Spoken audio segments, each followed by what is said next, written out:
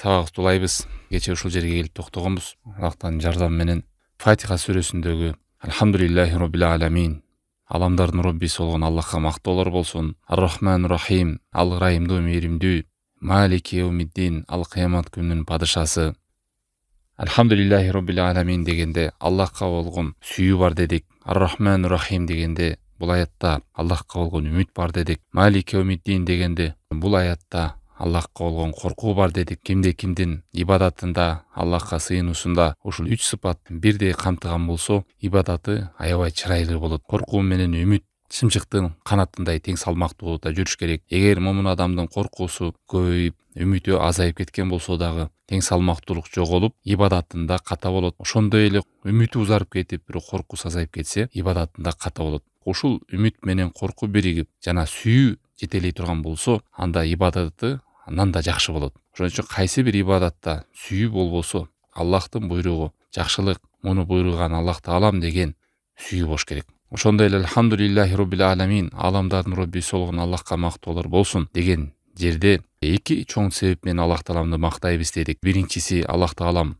чыныгы мактоого татыктуу зат. Анын аттары, заты, ысымдары, сыпаттары, Аллах таалам улуктулугу ушул абсолюттук даңктоо, мактоо Аллахка ылайык. Экинчиден, Аллах тааламдын берген жакшылыктары. Себеби ушул адам баласына жаралгандан баштап бул дүйнөдөн өткөнчө нематтары, жакшылыктары Аллах тараптан жаап турат.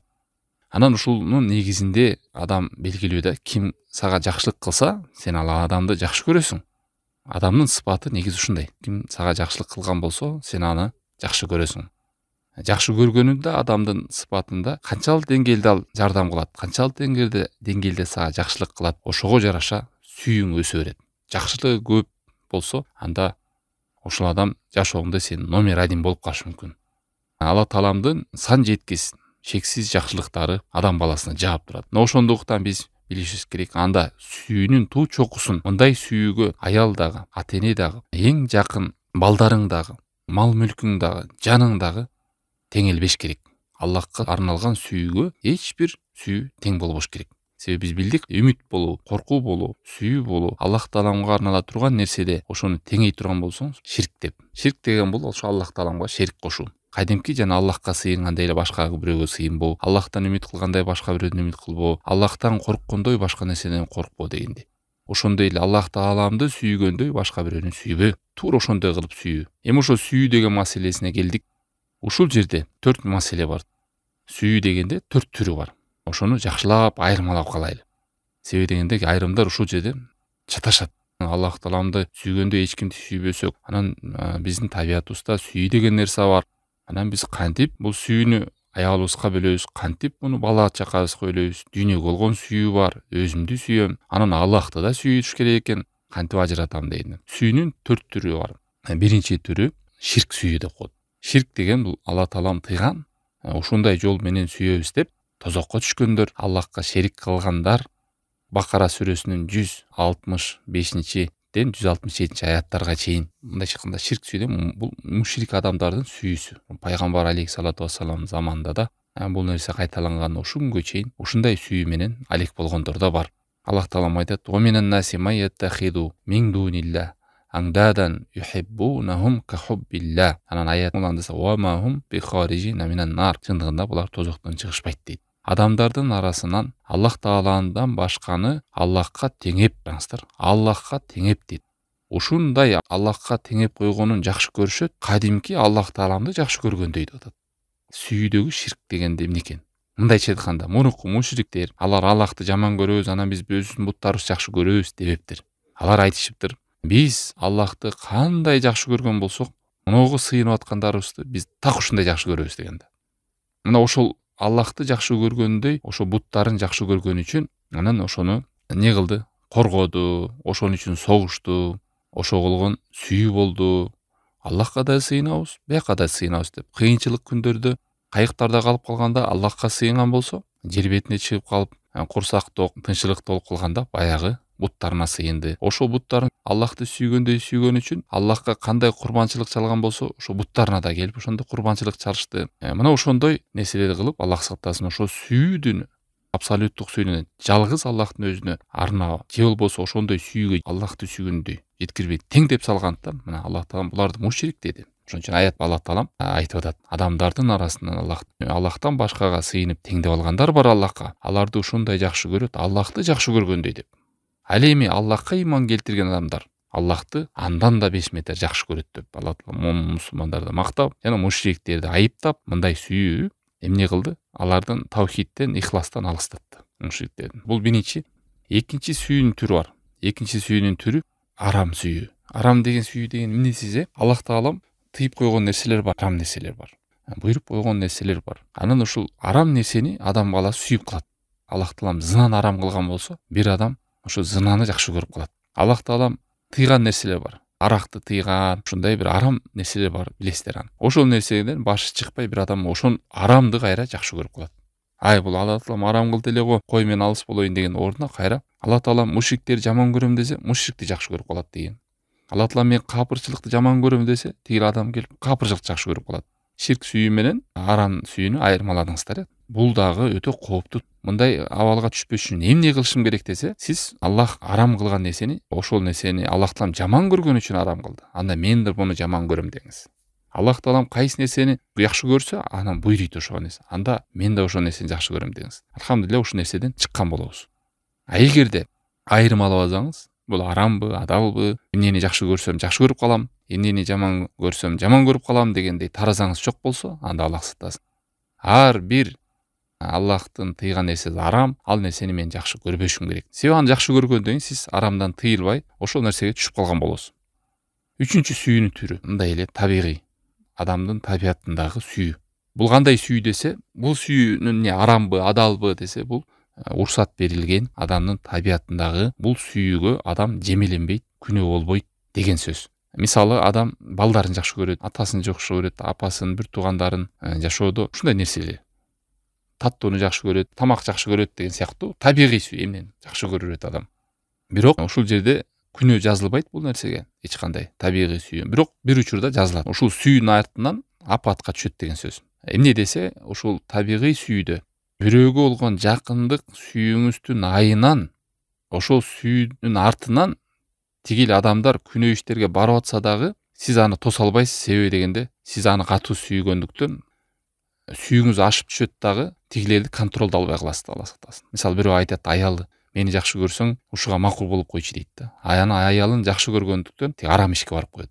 Же бир атасы күнөө ишке жумшайт. Атасын жакшы көргөндүктөн ошо күнөө ишти кылып коет. Же бир досу кредит алып бер дейт. Ошо досунун сөзүн кыя албайын деп кредит алып берет.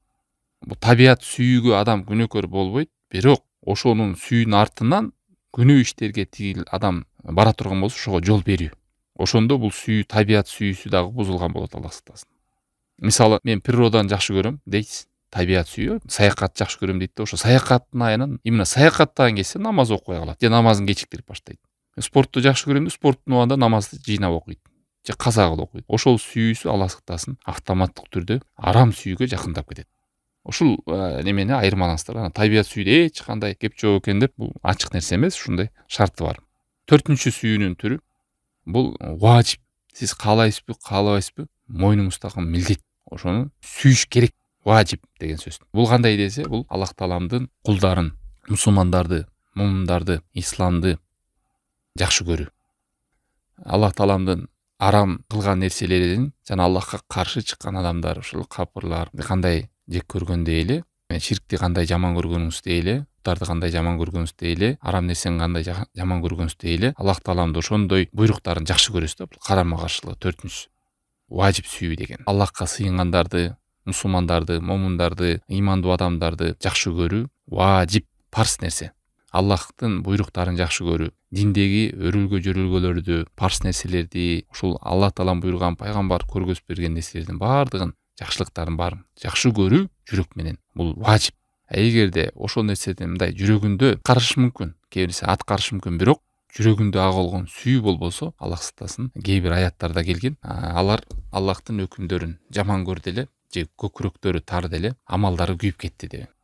Аны ошондой болуп калат. Эгерде альхамдулилля жаңы айтпадык биз жогоруда адамда үмүт менен коркуу, анан сүйүү болсо ибадат чырайлуу болот дегендей эле. Мына ушул жерден экөө тең салмак болуп анан сүйүү дайыма жүргөн болсо ибадат кылганда адам рахат алат. Ал эми сүйүү болбосо эптеп септеп адам кутулуп калыштык деп ойлойт. Ошон үчүн пайгамбарыбыз алейхиссалату вассалам бир нече хадистеринде имандын бекем туткасы бул Аллах үчүн жакшы көрүү, Аллах үчүн жаман көрүү, Аллах үчүн берүү, Аллах үчүн тыюу деген. Ошол сүйүү боло турган болсо альхамдулилля Алла Тааламдын нематтарын эске алып, жакшылыгын эске алып, жана анын улуктугун эске алып, анын сындарына, сыпаттарына, аламдардын Роббиси экенине, бул аламды башкарып турганы, көзөмөлдөп турганы, рызык берип турганы, жаратканы, ошого айтарын баарын билгенде Аллахка арнагандай сүйүүнү эч кимге арнабайсыздар. Бир нерсени дагы бул жерден калтырып кеттим, айтам деп. Үчүнчү табият сүйүүдө болгон, ошо балага болгон бир аят бар. Ушуну эстеп жүрөлү дайыма. Бул аят Тауба сүрөсү 24-аят. Алла Таалам айтат. Ошо мен далилин айтпай калдым да, жана айтпадык.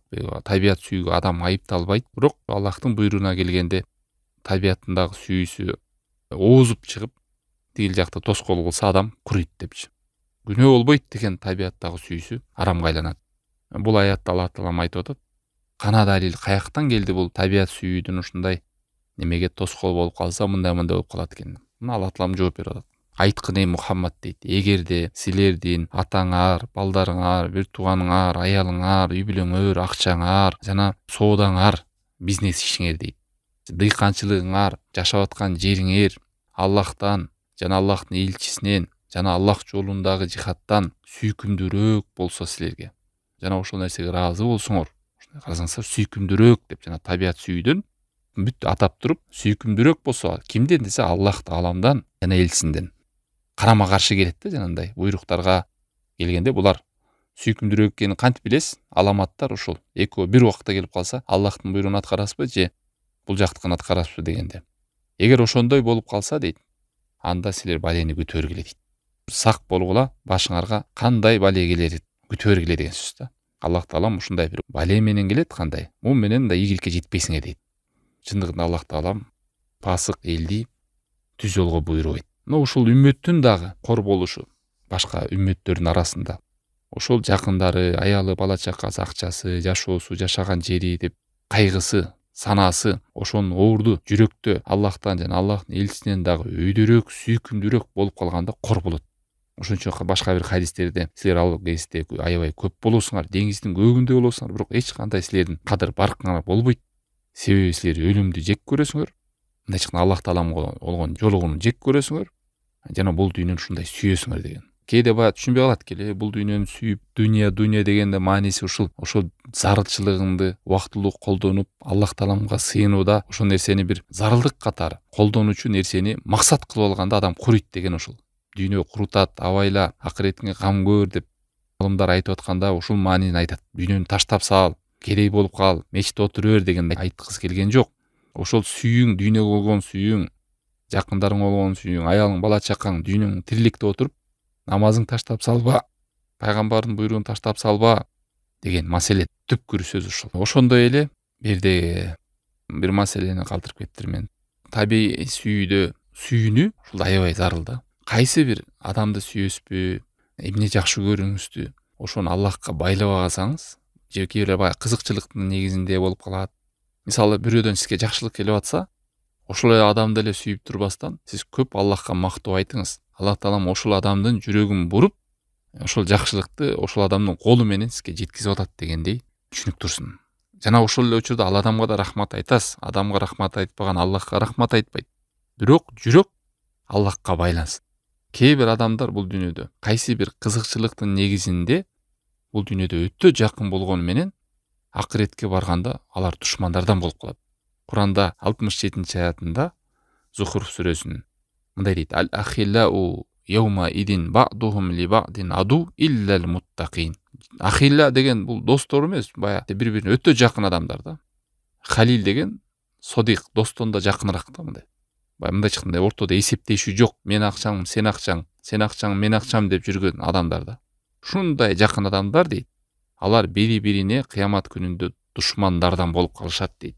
Тек гана такыбалар гана душман болушпайт. Калган бул дүйнөдө ошо Аллах Тааламдын буйругу эмес, Аллах Тааламдын болгон ихластын негизинде эмес, өтө жакын адам болсо да кыямат кайымда булар душмандардан болуп калат. Бири-бирин көргүзү келбейт. Ошонун бирден бир чоң себеби бири-бирине жакын болгондуктан эч кандай бири-бирин үндөгөн эмес ибадатка.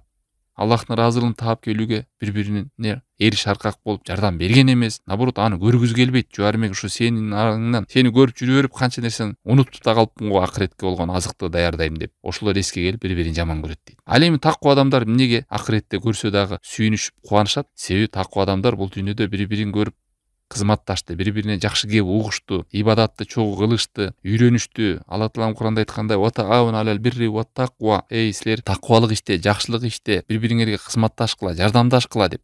Ошону көрөт. Ошо альхамдулилля биз бири-бирибизге тааныш болдук, кызматташтык, жардамдаштык. Ошо таквалык негизинде ушундай ийгиликке жеттик деп ошону көргөндө, команда келгенде, бир утканда бүткөндөн кийин кол алышып, сүйүнүшүп, анан кучакташат го ийгиликтери менен.